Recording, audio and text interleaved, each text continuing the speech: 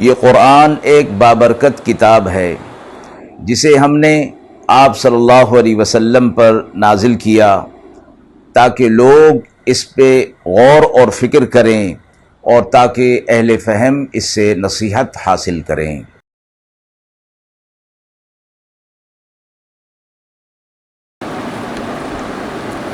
بسم اللہ الرحمن الرحیم۔ السلام علیکم ورحمۃ اللہ وبرکاتہ۔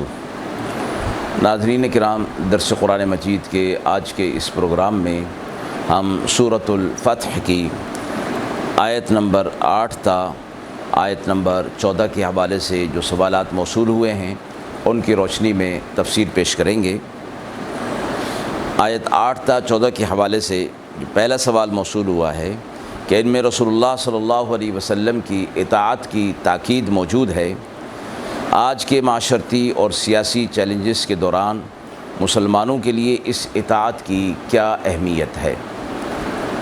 دوسرا سوال کہ ان آیات میں اللہ کی راہ میں جد و جہد اور قربانی کے ذکر کی روشنی میں کس طرح موجودہ دور کے مسلمان اپنی زندگیوں میں اس جد و جہد کو اپنانے اور قربانی کے جذبے کو فروغ دینا چاہیے۔ اعوذ باللہ من الشیطان الرجیم، بسم اللہ الرحمن الرحیم۔ انا ارسلناک شاہدا ومبشرا ونذیرا لتؤمنوا باللہ ورسولہ وتعزروہ وتوقروہ وتسبحوہ بکرۃ وأصیلا۔ ان الذین یبایعونک انما یبایعون اللہ ید اللہ فوق ایدیہم فمن نکث فإنما ينكث على نفسه ومن أوفى بما عاهد عليه الله فسيؤتيه أجرا عظيما۔ سيقول لك المخلفون من الأعراب شغلتنا أموالنا وأهلنا فاستغفر لنا، يقولون بألسنتهم ما ليس في قلوبهم، قل فمن يملك لكم من الله شيئا إن أراد بكم ضرا أو أراد بكم نفعا، بل كان الله بما تعملون خبيرا، بل ظننتم أن لن ينقلب الرسول والمؤمنون إلى أهليهم أبدا وزين ذلك في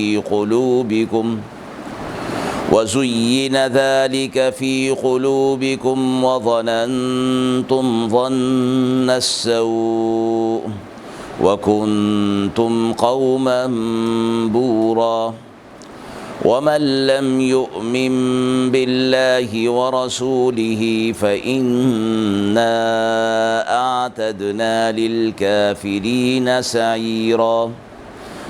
ولله ملك السماوات والأرض يغفر لمن يشاء ويعذب من يشاء وَكَانَ اللَّهُ غَفُورًا رَحِيمًا۔ آیات مبارکہ کا ترجمہ ملاحظہ فرمائیں۔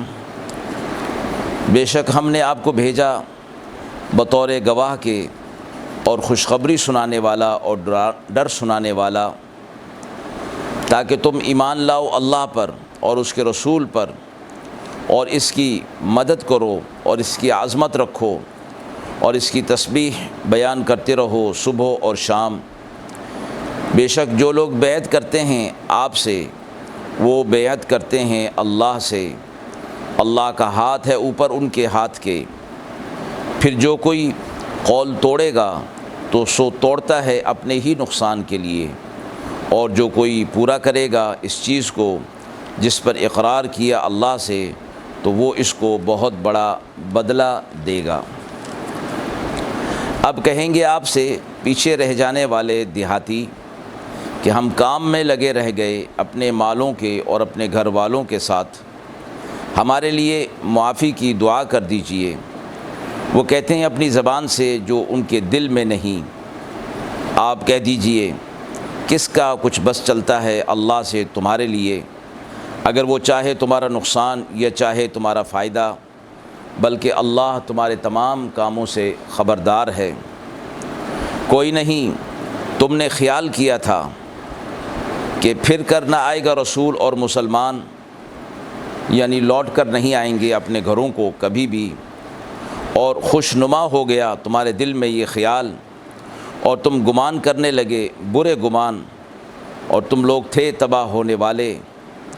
اور جو کوئی ایمان نہ لائے اللہ پر اور اس کے رسول پر، تو ہم نے ان کے لیے، کفار کے لیے دہکتی ہوئی آگ تیار کر رکھی ہے، اور اللہ ہی کے لیے ہے ملک آسمانوں کا اور زمین کا، بخشے جس کو چاہے اور عذاب میں ڈالے جسے چاہے، اور اللہ بخشنے والا مہربان ہے۔ آیت 8 تا 14 میں رسول اللہ صلی اللہ علیہ وسلم کی اطاعت کی تاکید موجود ہے۔ آج کے معاشرتی اور سیاسی چیلنجز کے دوران مسلمانوں کے لیے اس اطاعت کی کیا اہمیت ہے۔ قرآن مجید میں اللہ تبارک و تعالیٰ کی اطاعت کے ساتھ جناب رسول اللہ صلی اللہ علیہ وسلم کی اطاعت کو بھی لازمی طور پر ذکر کیا گیا، یعنی اطیعوا اللہ و اطیعوا الرسول کا جملہ استعمال ہوتا ہے، اور تاکیدی طور پر کہ اللہ تبارک و تعالیٰ آپ صلی اللہ علیہ وسلم کی اطاعت کو بہت اہمیت دے رہے ہیں، اور مسلمانوں کے لیے، اہل ایمان کے لیے آپ صلی اللہ علیہ وسلم کی حیات طیبہ ایک بہترین مثال اور نمونہ ہے۔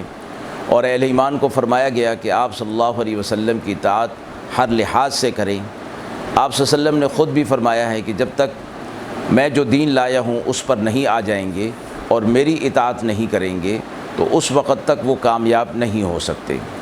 آج کے معاشرتی اور سیاسی چیلنجز میں بھی آپ صلی اللہ علیہ وسلم کی حدیث مبارکہ میں اور آپ صلی اللہ علیہ وسلم کی سیرت طیبہ میں بہت سی ہدایتیں موجود ہیں، رہنمائی موجود ہیں۔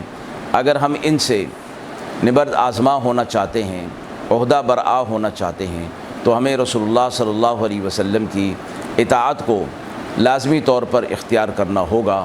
یہی ایک اہل ایمان کے لیے واحد راستہ ہے کہ جو تمام قسم کے چیلنجز کو پورا کرتا ہے اور اس سے نبرد آزما، عہدہ برآ ہونے کی راہ اور رہنمائی فراہم کرتا ہے۔ اگلا سوال آیت نمبر 8 تا 14 میں کہ اللہ کی راہ میں جد و جہد اور قربانی کی ذکر کی روشنی میں کس طرح موجودہ دور کے مسلمان اپنی زندگیوں میں اس جد و جہد کو اپنانے اور قربانی کے جذبے کو فروغ انہیں دینا چاہیے۔ مسلمان کی پوری زندگی جد و جہد اور قربانی سے تعبیر ہے۔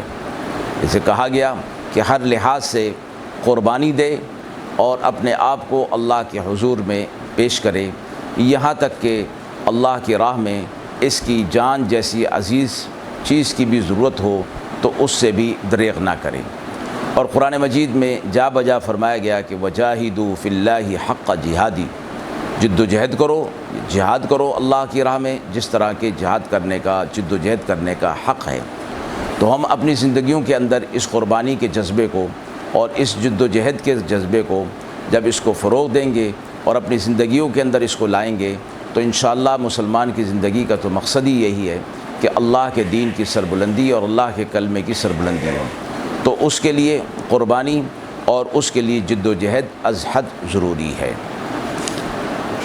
ناظرین کرام، ہم امید کرتے ہیں کہ موصول شدہ سوالات کی روشنی میں جو تفسیر پیش کی گئی وہ آپ کے لیے قابل اطمینان ہوگی۔ اس حوالے سے آپ کے بھی کوئی سوالات ہوں تو ضرور کمنٹ باکس میں دیجئے، انشاءاللہ ان کے جوابات دینے کی پوری کوشش کی جائے گی۔ وآخر دعوانا ان الحمد للہ رب العالمین۔